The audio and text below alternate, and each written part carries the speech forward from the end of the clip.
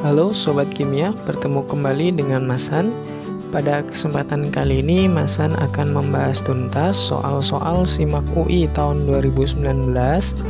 Bagi kalian yang akan mengikuti seleksi mandiri Universitas Indonesia tahun ini, gak ada salahnya ya untuk referensi bisa menyimak video kali ini dari awal sampai akhir.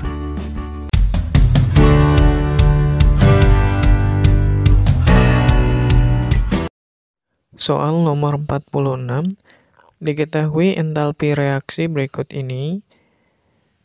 Pertanyaannya, pembakaran ZNS di udara mengikuti persamaan berikut. Reaksinya belum setara. Entalpi reaksi pembakaran ZNS adalah... Oke, untuk soal nomor 46, pertama-tama kalau ada persamaan reaksi, ini pastikan terlebih dahulu reaksinya setara ya. Di kiri Zn-nya 1, di kanan 1, di kiri S-nya 1, di kanan S-nya 1, di kiri O-nya 2, di kanan O-nya 3. Supaya sama, ini dikali 3/2.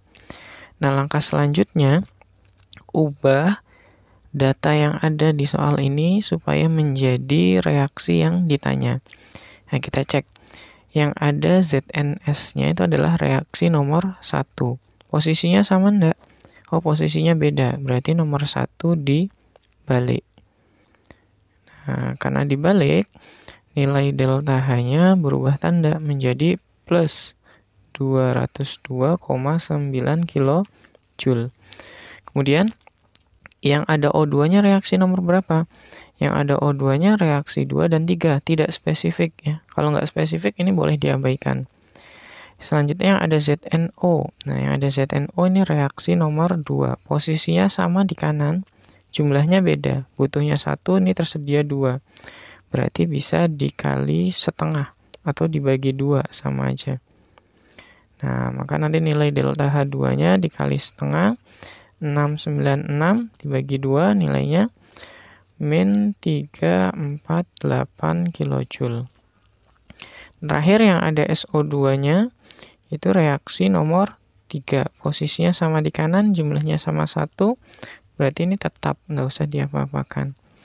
Nilai delta H-nya sama dengan min 296,1 kJ. Setelah itu tinggal kita jumlahkan saja. Nah, maka nilai delta H reaksi pembakaran ZNS, ini ya, ini besar, minnya 0,1 kurangi 0,9, berarti ini min 2. Min yang belakangnya 2. Berarti yang 441 kJ. Jawabannya adalah yang C. Soal nomor 47. Pada elektrolisis lelehan MgCl2, diketahui ArMg24 Cl35,5 digunakan arus listrik sebesar 1,5 ampere. 1 Faraday sama dengan 96.500 coulomb per mol selama 9,65 jam. Massa Mg yang dihasilkan adalah... Untuk soal nomor 47, elektrolisis, perhitungannya kita bisa menggunakan hukum Faraday yang pertama ya. Jadi hukum Faraday yang pertama, massa Mg itu sama dengan AR dikali I dikali T per elektronnya Mg dikali 96.500. Tinggal dimasukkan saja. AR-nya Mg 24, I-nya 1,5 ampere, T-nya dijadikan detik ya. 9,65 ini dikalikan 3.600 supaya jadi detik, karena itu masih jam. Dibagi Mg itu punya muatan 2+, sehingga elektronnya 2, dikali 96.500. Di sini bisa dicoret-coret ya. Nolnya hilang. 9,65 dengan 965 ini masih ada 100. 24 dengan 2 ini 12. 12 kalau dikali 1,5, 18 kali 36. Ini dibuat gampang aja, kalau 20 kali 36 ya sekitar 720 dibagi 100, 7,2, yang mendekati 7,2 adalah 6,48. Nah, jawabannya yang D. Soal nomor 48. Diketahui reaksi H2 ditambah I2 menjadi 2HI memiliki persamaan hukum laju V sama dengan K konsentrasi H2 dikali konsentrasi I2. Jika konsentrasi awal reaksi H2 dan I2 masing-masing 2 molar dan 1,5 molar, laju awal adalah 4 molar per sekon. Laju ketika 50% H2 bereaksi adalah, untuk soal nomor 48, ketika konsentrasi H2 2 molar, I2 1,5 molar, lajunya diketahui 4 molar per sekon. Kemudian ketika H2 bereaksi 50%, ditanya berapa lajunya. Nah, kalau H2 bereaksi 50%, ya 50% dari 2 berarti 1 ya. 1 ini untuk satu koefisien, I2 satu koefisien juga, berarti 1 yang bereaksi, H2 2 koefisien 2. Kiri panah tandanya min, kanan panah tandanya plus. Sehingga di akhir reaksi, H2 bersisa 1, I2-nya bersisa 0,5, ini terbentuk 2. Nah, untuk mengetahui lajunya kita bisa menggunakan perbandingan. V2 banding V mula-mula sama dengan K dikali konsentrasi H2 nomor 2 dikali konsentrasi I2 nomor 2 dibanding K dikali konsentrasi H2 mula-mula I2 mula-mula. Ini karena persamaan lajunya sudah ada, berarti tinggal dimasukkan saja ya. Ini bisa dicoret karena konstanta. V2 yang ditanya dibanding V1-nya tadi 4 sama dengan H2 akhir 1 dikali I2 akhirnya 0,5 per mula-mulanya 2 dikali 1,5. Ini bisa dicoret-coret. 4 dibagi 2, 2 kali 0,5, 1. Maka V2-nya 1 per 1,5 atau 2 per 3, yaitu 0,67 molar per sekon. Jawabannya adalah yang B.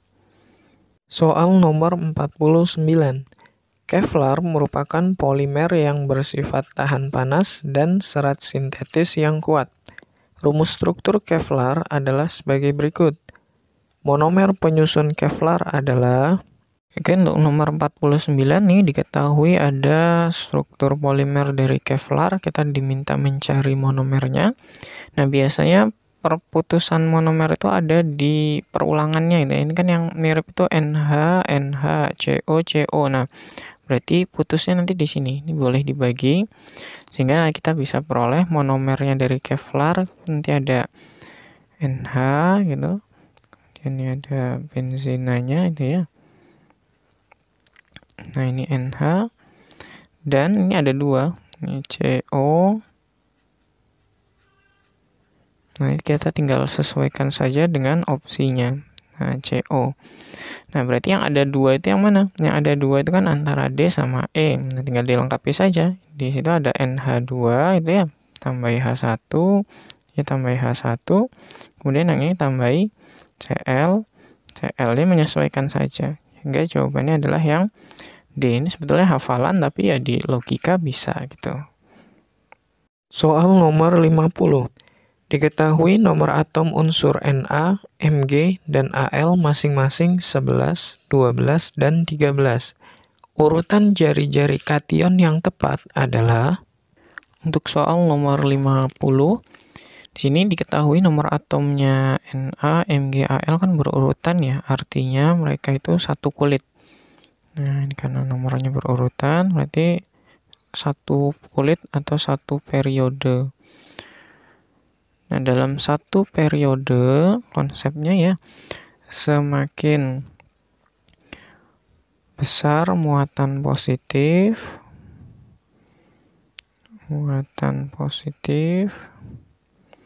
ini nanti jari-jari ionnya, ya, jari-jari ion dalam kurung kation, ini akan semakin kecil.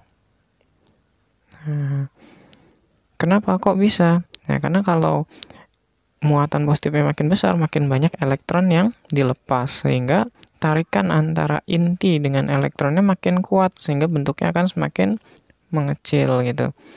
Nah, maka nanti Na karena plusnya 1 akan lebih besar daripada Mg2+, lebih besar daripada Al3+, sehingga jawabannya adalah yang A. Nah, begitu juga sebaliknya ya, kalau muatan negatifnya besar, jari-jari ion atau anionnya akan semakin besar. Jadi kalau ada Cl- sama misalkan S2-, nah maka yang S2- itu lebih besar jari-jarinya daripada Cl-. Soal nomor 51. Dari 5 buah senyawa berikut yang memiliki kepolaran terbesar adalah. Untuk soal nomor 51, ya ketika kita mencari senyawa yang memiliki kepolaran terbesar, kita tentu harus tahu dulu ciri dari senyawa polar ya. Yang pertama, bentuknya tidak simetris. Yang kedua, umumnya memiliki PeB atau pasangan elektron bebas. Nah, untuk bentuknya itu kan harus gambar menggunakan struktur Lewis ya. Mungkin itu agak rumit. Yang paling gampang itu mengecek PeB. Ya, pasangan elektron bebas itu bisa dilihat dari golongan dikurangi dengan Pi, golongan atom pusat. Atom pusatnya ini Be. Be itu golongan 2A. 2A mengikat 2F. 2 kurangnya 2, 0. Berarti ini nggak ada PeB, sifatnya nonpolar. Boron B ini golongan 3A, mengikat 3F, 3 kurangi 3, 0, berarti tidak ada PeB. C, karbon golongan 4A, mengikat 4F, berarti ini juga nggak ada PeB. Nitrogen golongan 5A, mengikat 3F, nah, berarti masih sisa 2 elektron, artinya ada 1 pasang PeB, maka NF3 bersifat polar. Kalau F2 ini senyawa diatomik, sudah pasti dia bersifat non-polar. Soal nomor 52, jika 200 ml PbNO3 0,1 molar direaksikan dengan 300 ml Ki 0,12 molar, konsentrasi dari sisa reaktan setelah reaksi berlangsung masing-masing adalah. Untuk soal nomor 52, ini caranya kita buat reaksinya terlebih dahulu. PbNO3 2 kali ditambah Ki, ini menghasilkan PbI2 ditambah KNO3. Nah, reaksinya ini belum setara, supaya setara dikali 2, juga dikali 2. Kemudian kita buat MRS mula-mula reaksi sisa untuk mengetahui konsentrasi reaktan yang bersisa. Nah, caranya ubah semua data yang ada menjadi mol. Pertama ya, ini 200 kali 0,1 nilainya 20 milimol. Sedangkan Ki 300 dikali 0,12 nilainya sama dengan 36 milimol. Ini belum ada. Nah, setelah itu kita cari reaksi pembatas yang mana yang lebih kecil kira-kira PbNO3 atau Ki. PbNO3 2 kali ini 1 koefisien nilainya 20. Ki 2 koefisien nilainya 36. Berarti 1 koefisiennya 18. Maka Ki lebih kecil. Nah, ini 36, ini 1 koefisien 18. Sehingga yang bersisa itu adalah 2 milimol PbNO3. Nah, untuk mengetahui konsentrasinya, konsentrasi PbNO3 2 kali yang bersisa, ini adalah mol sisa dibagi dengan volume total 200 tambah 300 itu 500 mili. Nah, berarti jawabannya ada 0,004 molar. Opsi yang D. Soal nomor 53. Jika diketahui ARO sama dengan 16, Ca sama dengan 40, C sama dengan 12, massa kalsium oksalat atau CaC2O4 yang mengandung 24 gram atom oksigen adalah. Untuk soal nomor 53, kita bisa menggunakan konsep stoikiometri ya. Perbandingan massa sama dengan perbandingan AR atau MR, sehingga massanya kalsium oksalat dibanding massanya O sama dengan MR dari kalsium oksalat dibanding dengan AR-nya oksigen. Cuman pastikan sini jumlah unsurnya sama ya, di atas O-nya 4, di bawah 1, maka dikalikan 4. Sehingga massa kalsium oksalat itu sama dengan mR kalsium oksalat kalau dihitung 128 per 4 kali AR-nya O, 4 kali 16, 64, pindah ruas, dikali massanya oksigen 24 gram. Nah, ini tinggal dicoret-coret saja ya.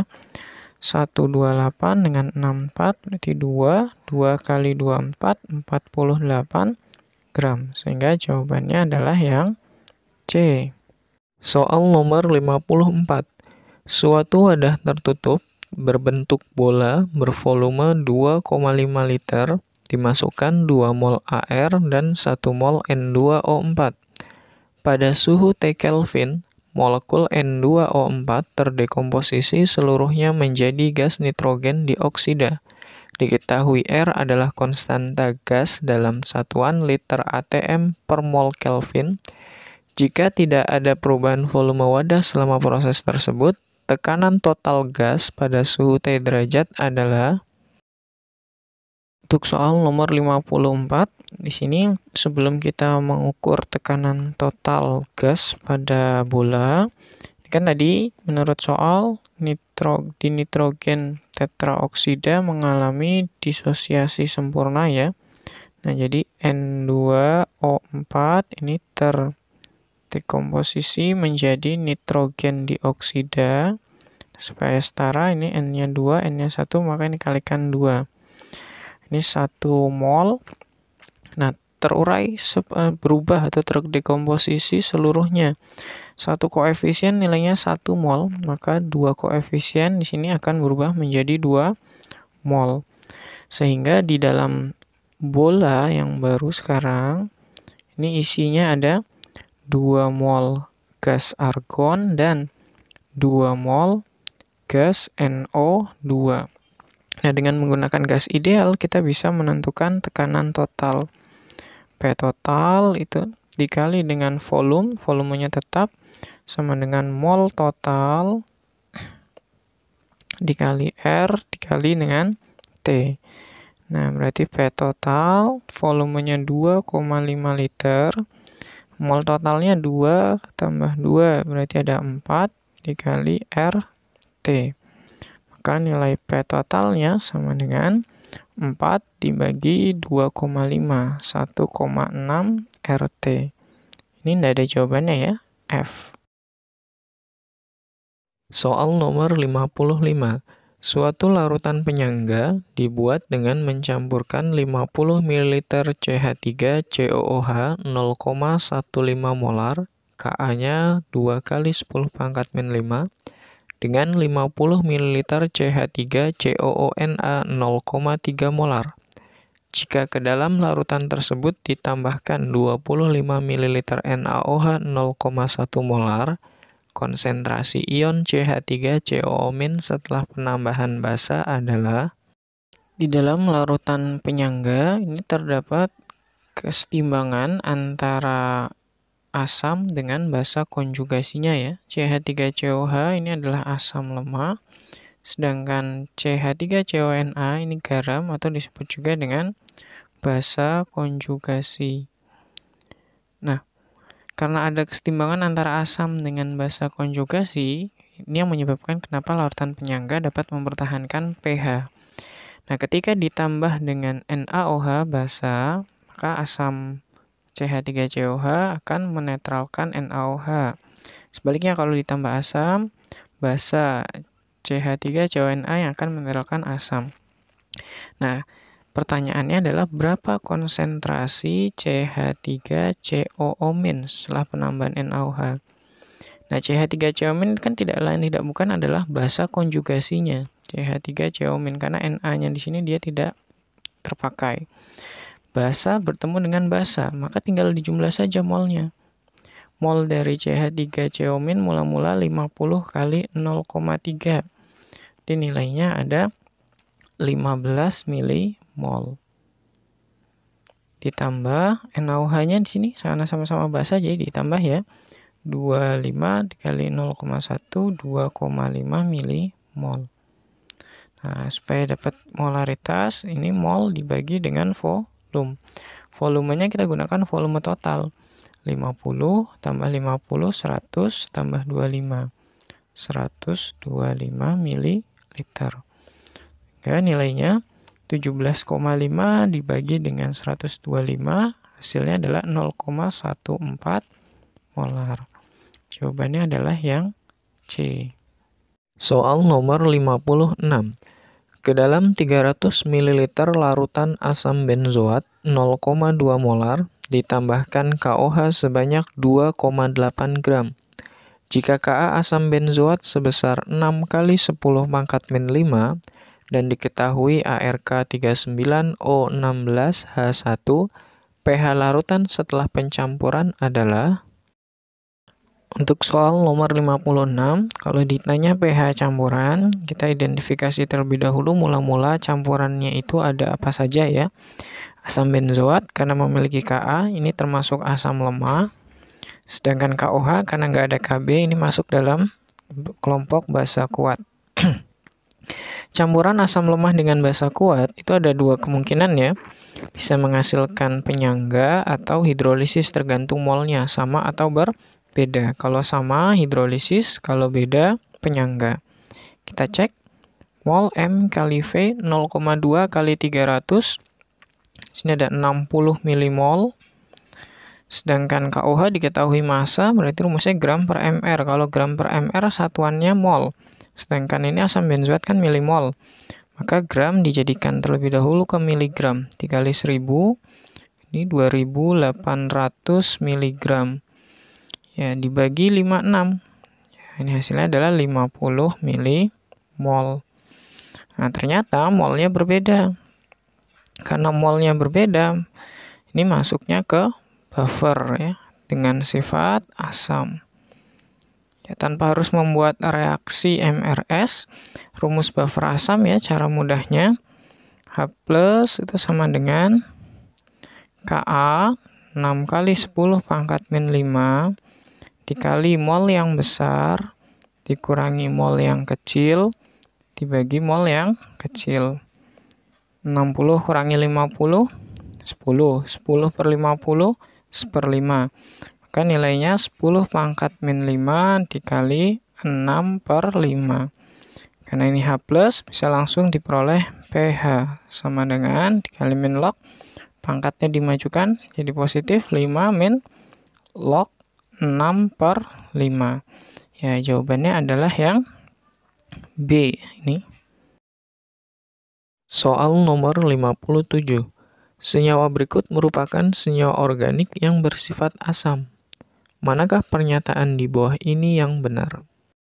Untuk soal nomor 57, untuk mencari pernyataan yang benar terkait dengan senyawa asam organik tersebut, ya kita harus tahu dulu sifat-sifatnya. Di sini keempat senyawa tersebut memiliki gugus fungsi yang sama, yaitu gugus fungsi asam karboksilat. Konsepnya ya, untuk asam karboksilat, semakin banyak atom C, atau semakin panjang rantai C-nya, maka sifat asamnya semakin lemah. Nah, kebetulan di sini jumlah C-nya sama semua, 3, ya, jadi tidak berpengaruh. Nah, kemudian, ini kan ada variasinya nih, ketambahan unsur F, Cl, Br, ini adalah unsur halogen. Ya, kalau untuk halogen ya, semakin kuat keelektronegatifan unsur halogennya, maka sifat asamnya akan semakin kuat. Golongan 7A itu kan ada ini ya, foto close up bareng isyana. Nah, F untuk elektronegatifannya lebih besar daripada Cl, lebih besar daripada Br, lebih besar daripada I. Nah, sehingga kalau dia mengandung unsur F, asamnya lebih kuat daripada yang mengandung Cl, Br, atau I.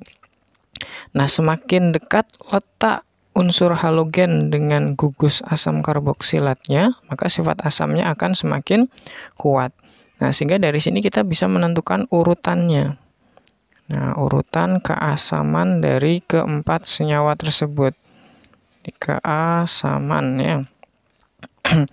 Berarti yang ada F-nya ini nomor 1 dan nomor 4.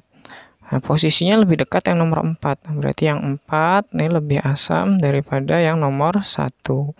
Kemudian Cl sama Br lebih kuat yang Cl Berarti nomor 2 lebih besar daripada nomor 3.